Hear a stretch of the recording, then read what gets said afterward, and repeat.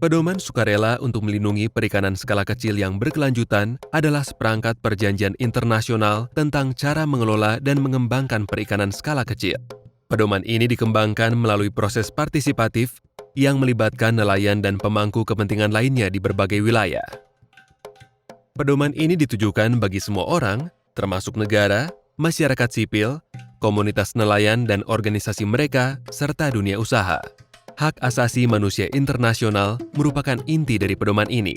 Ini berarti bahwa tata kelola dan pengelolaan perikanan skala kecil perlu memastikan bahwa semua kegiatan menghormati dan melindungi hak asasi setiap orang. Termasuk dalam hal ini adalah hak nelayan atas kesetaraan, penghormatan terhadap budaya, hak perempuan dan masyarakat adat, hak untuk berpartisipasi dan diajak berkonsultasi dalam pengambilan keputusan, serta hak atas pengelolaan yang transparan dan akuntabel.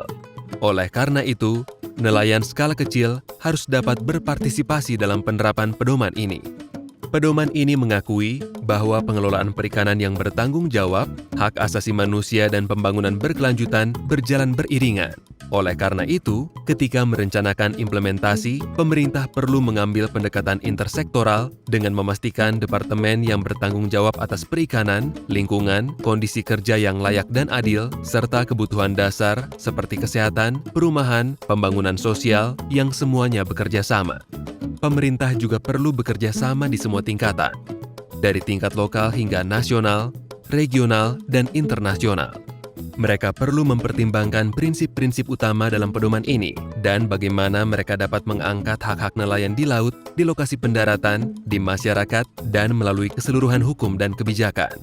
Komunitas nelayan membutuhkan akses yang aman untuk mendarat dan perairan tempat mereka menangkap ikan. Mereka bergantung pada ekosistem yang menghubungkan kehidupan di darat dengan kehidupan di perairan. Saat merencanakan pembangunan daerah pesisir, pemerintah perlu menghormati hak ulayat adat dan memastikan bahwa ekosistem darat dan perairan tetap sehat serta mampu mempertahankan mata pencaharian ini. Setiap orang harus terlibat dalam memastikan sumber daya laut kita digunakan dengan cara yang berkelanjutan.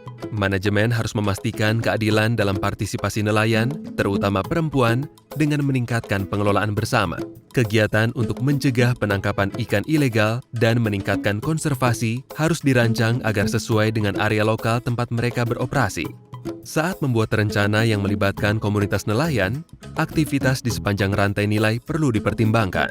Ini termasuk memperbaiki jaring, menyiapkan umpan, memanen berbagai sumber daya laut, serta kegiatan yang memberikan nilai tambah seperti membersihkan, mengasapi, mengemas dan memasarkan ikan, atau pembagian manfaat bagi masyarakat yang lebih luas seperti pariwisata dan konservasi lokal.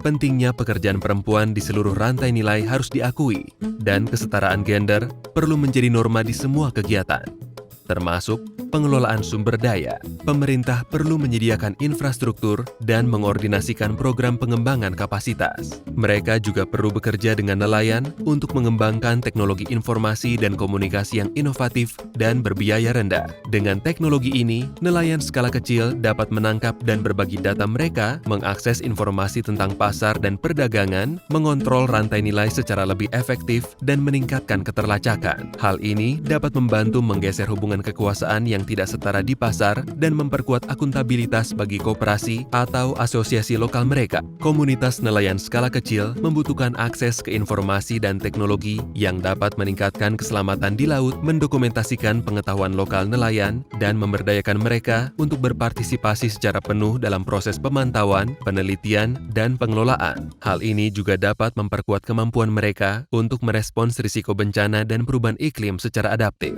Agar prinsip-prinsip pedoman ini tercapai, proses implementasi perlu melibatkan nelayan di semua tahapan.